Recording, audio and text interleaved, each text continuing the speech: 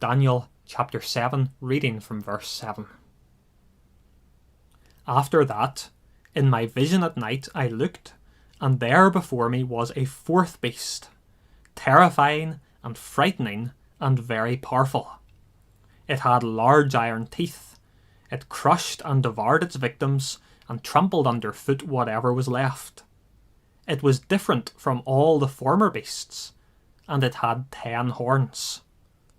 While I was thinking about the horns, there before me was another horn, a little one, which came up among them, and 3 of the first horns were uprooted before it. This horn had eyes like the eyes of a man, and a mouth that spoke boastfully. As I looked, thrones were set in place, and the Ancient of Days took his seat. His clothing was as white as snow, the hair of his head was white like wool. His throne was flaming with fire, and its wheels were all ablaze. A river of fire was flowing, coming out from before him. Thousands upon thousands attended him. 10,000 times 10,000 stood before him. The court was seated, and the books were opened. Then I continued to watch because of the boastful words the horn was speaking.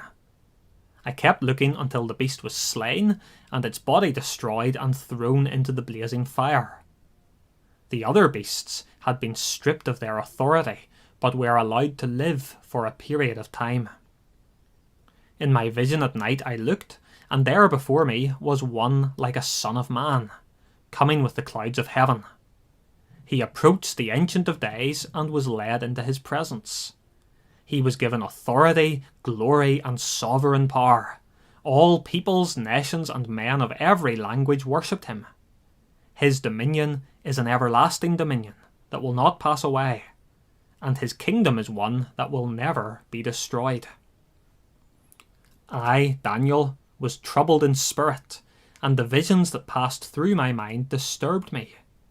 I approached one of those standing there and asked him the true meaning of all this. So he told me, and gave me the interpretation of these things. The 4 great beasts are 4 kingdoms that will rise from the earth.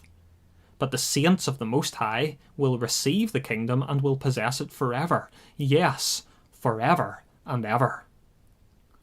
Then I wanted to know the true meaning of the 4th beast, which was different from all the others and most terrifying, with its iron teeth and bronze claws, the beast that crushed and devoured its victims and trampled underfoot whatever was left. I also wanted to know about the 10 horns on its head, and about the other horn that came up, before which 3 of them fell, the horn that looked more imposing than the others, and that had eyes and a mouth that spoke boastfully. As I watched, this horn was waging war against the saints and defeating them, until the Ancient of Days came and pronounced judgment in favour of the saints of the Most High, and the time came when they possessed the kingdom. He gave me this explanation. The 4th beast is a 4th kingdom that will appear on earth. It will be different from all the other kingdoms, and will devour the whole earth, trampling it down and crushing it. The 10 horns are 10 kings who will come from this kingdom. After them, another king will arise, different from the earlier ones. He will subdue 3 kings. He will speak against the Most High and oppress his saints and try to change the set times and the laws. The saints will be handed over to him for a time, times, and half a time. But the court will sit, and his power will be taken away and completely destroyed forever. Then the sovereignty, power, and greatness of the kingdoms under the whole heaven will be handed over to the saints, the people of the Most High. His kingdom will be an everlasting kingdom, and all rulers will worship and obey him. This is the end of the matter. I, Daniel, was deeply troubled by my thoughts, and my face turned pale, but I kept the matter to myself.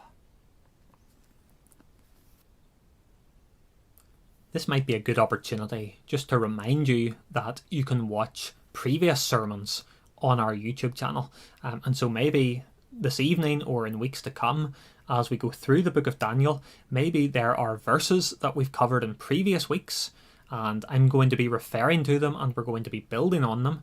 And maybe you missed those sermons, or maybe you need a reminder. Well, you can find all of those sermons on our channel, not just our Daniel sermons, but our Hebrew sermons, our John sermons as well. Well, this evening we are looking at Daniel chapter 7. Before we go any further, I want to remind you of the true story that we saw last week just before our sermon. Do you remember that man in Port Stewart? He was hungry, he went to get a takeaway, but whenever he arrived at the restaurant, he saw an armed robbery. There was a crazy man holding a gun, wearing a mask, taking hostages. It was an absolutely terrifying experience, and yet, as we saw, things were not what they seemed. The man with the gun was not a crazed lunatic. He was a film student. The gun wasn't a real gun, it was a toy. And if that man, looking for a takeaway, had just been able to look the other direction, he would have seen the cameraman and the director, and he would have known that there was nothing to worry about. And that illustrates Daniel chapter 7 and the rest of the book. We either panic or we're at peace, and it all depends on which direction we look. If all we ever see is the supposed chaos of what's going on in the world, well, then we panic. But if we look the other direction, if we fix our eyes on God, then we have peace. Now, last week we looked at verse 1 to verse 7. We saw these 4 beasts, staggeringly powerful beasts, absolutely terrifying. And we saw that those 4 beasts represent 4 different kingdoms: the Babylonian Empire, the Persian Empire, the Greek Empire, and the Roman Empire. And in one sense, all we've actually seen so far is the crazy man with the gun and the hostages. What we want to see now is the director who's completely in control. And we're going to see that this evening, but we're not quite ready to see that yet, because there's something else I want us to see first. Tonight we're going to see 4 different characters: the little horn, the Ancient of Days, the one like a son of man, and you. So first thing we see this evening is the little horn. Now, I did say last week that we would look a little bit more closely at the little horn. I may not answer all of the questions that you have. The reason is I want to keep us moving through the book. I don't want us to spend too long on any one passage. But we've got this 4th beast, and I want you to notice in verse 7 and verse 20, the 4th beast has 10 horns. What does that mean? Well, we're told in verse 23. The 4th beast is a 4th kingdom that will appear on earth. It will be different from all the other kingdoms and will devour the whole earth, trampling it down and crushing it. And we've already seen this 4th kingdom is the Roman Empire. It's an absolute fighting machine. It conquers the world like nothing the world had ever seen before. It's different from the others. But one of the ways it's different is that there is no 5th beast. Just like how in Daniel chapter 2, which is a parallel to this chapter, there's no 5th part of the statue.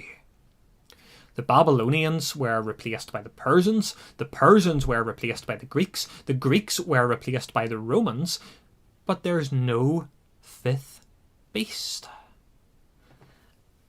And the reason why there's no 5th beast is that Rome was not taken over by another empire. It did fall apart, but it was a gradual falling apart. It disintegrated over time. It lost lots of different battles with lots of different enemies, and it was weakened from the inside, and eventually it sort of just disintegrated.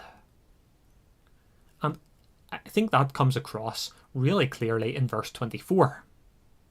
The 10 horns are 10 kings who will come from this kingdom. So the 10 horns, they aren't actually the beast itself, but they come from the beast. The 10 kingdoms are not the Roman Empire, but they come from the Roman Empire. And so the question you probably have is, who are these kingdoms? Well, numbers in Daniel tend to be symbolic. And we're going to see more of that in the weeks to come. And the number 10 is what you could call a number of totality. It's not necessarily a precise number. You don't necessarily take it literally. A bit like how you might sometimes say, I've got 100 different places to be this morning. It's a number of totality. So we're not necessarily looking for 10 specific kingdoms. What we are looking for is lots of different kingdoms that end up rising up from the ashes of the Roman Empire. And you don't have to look very far at all to see exactly that. I mean, just think for a moment of how many countries in Europe today speak what we sometimes call Romance languages. Or even how many countries, including ours, use Latin alphabets. The horns are very much still here. This passage is speaking to us about the Roman Empire and about the thousands of years that have followed since. But then there's this little horn. What can we say about the little horn? Well, the first thing, and this is important, it has its origin in the fourth beast.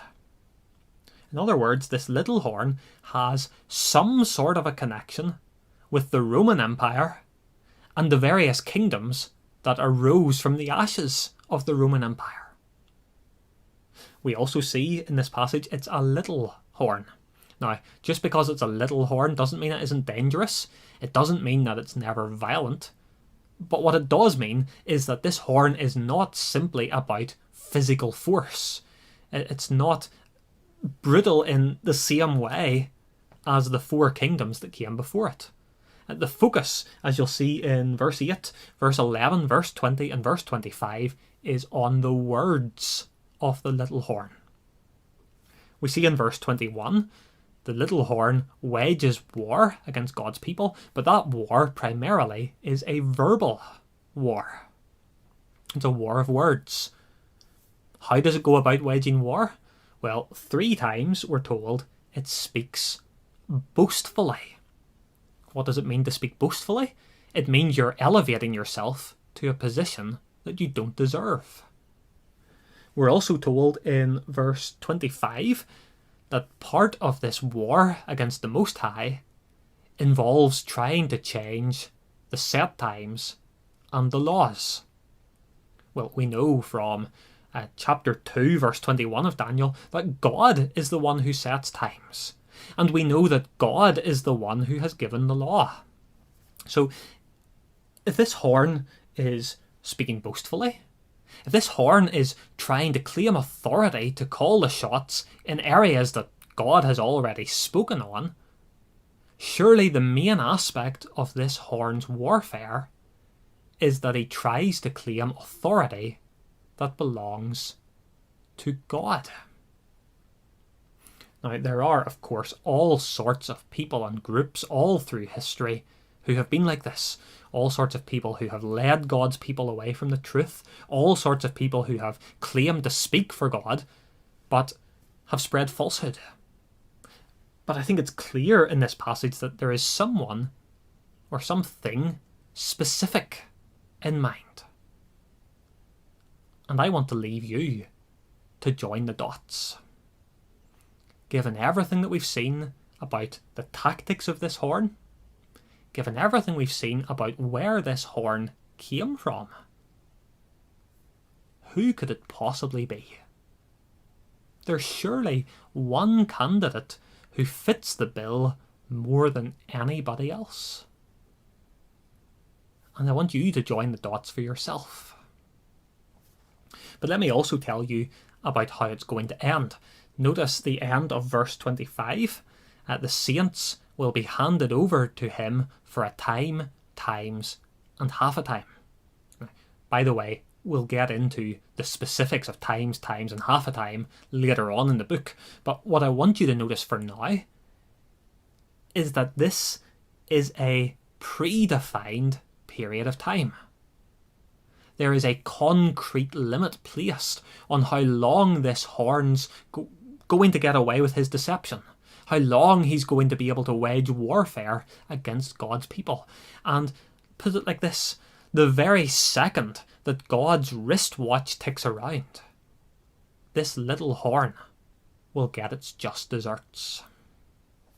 That's the little horn. Second thing we see, second person we see, is the Ancient of Days. And now we're looking away from the chaos and we're looking at the one who's in control. Notice verse 9 and verse 10. As I looked, thrones were set in place, and the Ancient of Days took his seat.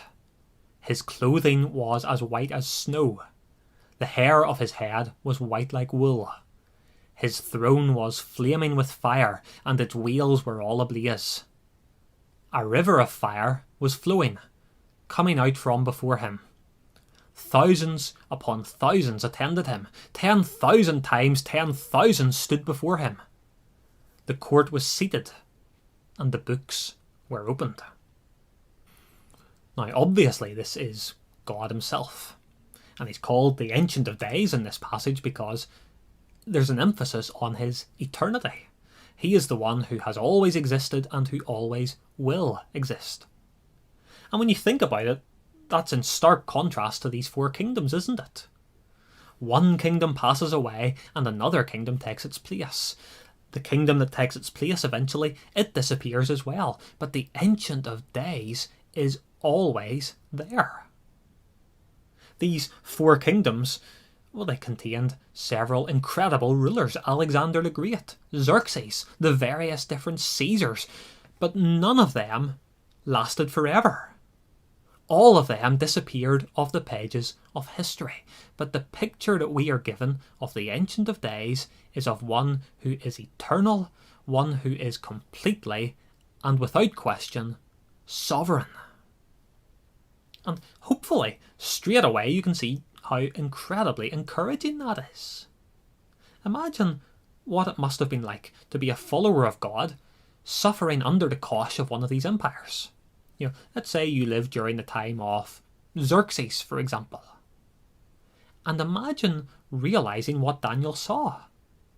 Imagine realizing that even someone as monumentally powerful as the emperor is nothing more than a blip on the timeline. Imagine comparing Xerxes in your mind to the Ancient of Days. It would change your perspective, wouldn't it? And of course it should change our perspective today. There are some Christians and they get so caught up with culture wars. And they get absolutely obsessed with things like US presidential elections. And honestly, you would think it's the end of the world if the wrong candidate wins. Well, those things are important, of course they are. But surely this passage should give us a sense of perspective. Even the most influential president that there has ever been is nothing more than a ripple on the pages of history. He is nothing compared to the Ancient of Days. Notice too that the Ancient of Days has brilliantly white hair and clothes. That is a picture of his purity and holiness. This is not a king who is going to enrich himself by sucking the lifeblood out of his people. This is not a king who's going to make mistakes and let the guilty off. This ruler is holy. And notice how his throne is described. The throne has wheels, a bit like a picture we're given in the book of Ezekiel. And the implication seems to be that God's throne is not stuck in simply one place. It can travel anywhere. It's on wheels, so it's mobile. God can enforce his rule anywhere at all, to the furthest reaches of the empire. Or maybe, to put it into today's context, even somewhere as isolated and cut off as North Korea is not outside of God's jurisdiction. And then we see fire. So much fire in this passage. And fire is a symbol of God's judgment and God's power. So, for example, we sang at the start of the service from Psalm 97. Fire goes before him and consumes on every side his enemies. And then notice verse 10. Who's in this courtroom? Thousands upon thousands attended him. 10,000 times 10,000 stood before him. I wonder, do you ever feel alone as a Christian? Do you ever feel worn down because you're the only Christian in your class or your work or your family? Do you ever feel like you're being left behind by society? Well, you're not alone. Never mind the many millions of followers of Jesus around the world. What about these thousands and thousands of heavenly followers? What about these incredible angels who worship the same God you do? You're not alone. Anyway, here's the key thing I want you to see as we think about the Ancient of Days. Here's the question. What's he doing? There's all of this chaos. These four beasts. These heresies and blasphemies and boasts of this little horn. What is God doing? The answer is, he's sitting down. I used to be a helper at a youth camp each summer. And I don't know what it was. I don't know if it was all the fizzy drinks and all of the sugary snacks, but we used to get quite a lot of wasps buzzing about. And it's interesting because those wasps showed you that there are two different types of boy. And to be honest, two different types of leader as well. There would be one type of boy, and the very second that a wasp appears anywhere near him, he'd be on his feet, he'd be running around, and he'd be waving his hands and flapping about. He'd be absolutely petrified of getting stung. And then there'd be the other sort of boy. And when the wasp buzzes about him, he'd stay calm. He'd sit there. He'd think to himself, it's just a wasp. I'm bigger than it is. The worst it can do is sting me. There's no need to get in a panic. And so he sits in his seat. He's calm. He's in control. What's God doing in verse 9? He stays on his seat. I mean, you would expect the headquarters of heaven to be at least a little bit frantic, wouldn't you? God is being attacked by these incredibly powerful enemies. You'd expect to have all these different angels running around in a panic. You'd expect papers and dispatches to be dropped on the ground. But no, it is completely calm. There is no panic whatsoever. And then in verse 11, we get the final showdown. This climactic battle between the beast and the Ancient of Days. And you would expect that this is going to be an absolute epic. You would expect that this is going to be a huge big war. You expect that maybe God is going to be up against it, but God is going to pull out the big guns and eventually he's going to win.